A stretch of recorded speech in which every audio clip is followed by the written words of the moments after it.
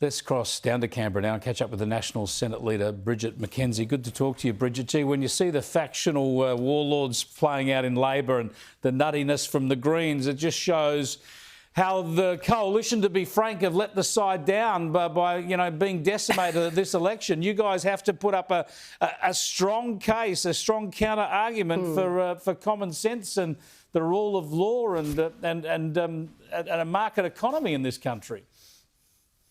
Yeah, absolutely. I think we have to learn the lessons from the election, make sure that we regroup and have a viable proposition at the next election and spend the next 3 years exposing the failures that we know are coming under Anthony Albanese and his partners in the Senate with the Greens. Your package just earlier, Chris, outlines just the breadth of issues that the Greens have, I think, anti-Australian views on, and that your viewers here tonight would not be wanting to see that type of legislation and that type of culture pervade the majority view here in Australia. So we'll be pushing it up to them each and every day going forward.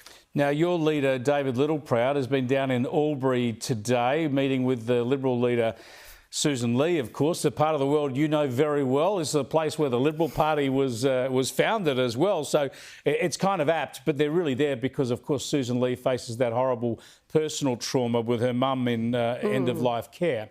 But they're thrashing out a new coalition arrangement. Now, it sounds like you Nats want a lot more out of the Liberals because you've performed so much better comparatively. What sorts of jobs, what sorts of extra numbers or more important jobs are you after?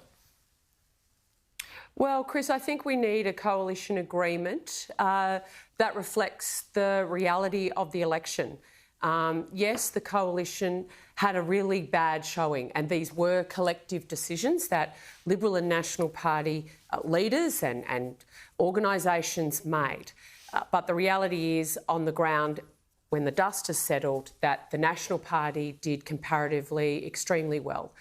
The Liberal Party, as the electoral math shows, really struggled, particularly in capital cities. And we believe that a coalition agreement has to be mutually beneficial to both parties, not just the Liberal Party. And that's the conversation that David and Susan are having right now. As Howard always said, the maths is the maths. We now hold over a third of the House of Representatives seats in the coalition, and that means that we should have a more serious, amount of portfolios, not in number terms, that's determined by the calculation, but in terms of the types of portfolios. Yep. It is true that in 120 years, the National Party has held economic portfolios in the past, and given the weight of those type of challenges over coming years, I would have thought that those are the types of things we need to be talking about. And David will be having those conversations with Susan, along with the types of policies that we think are non-negotiable. Let's have a look at what Susan Lee's had to say about this.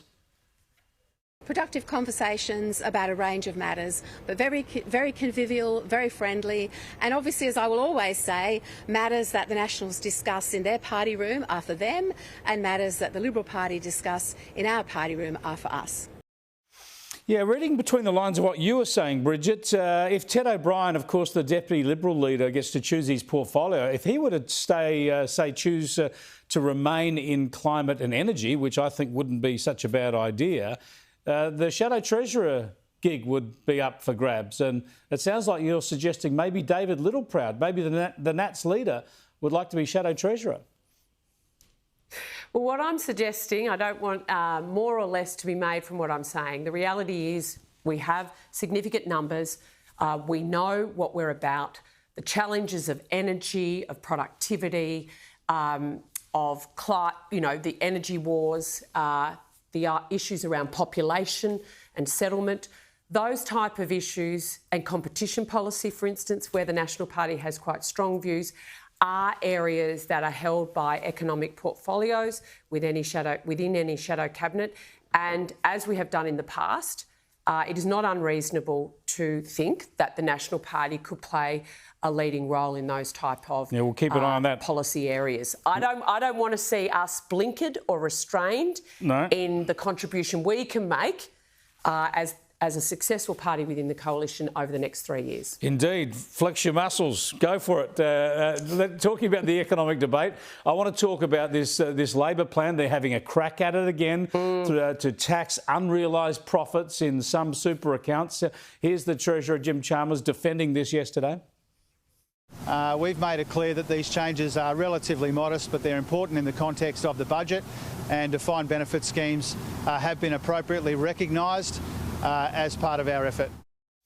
Now, we haven't got much time, Bridget, but this is a line in the sand. This is the thin end of the wedge. If we have a government that starts to tax unrealised profits, then look out.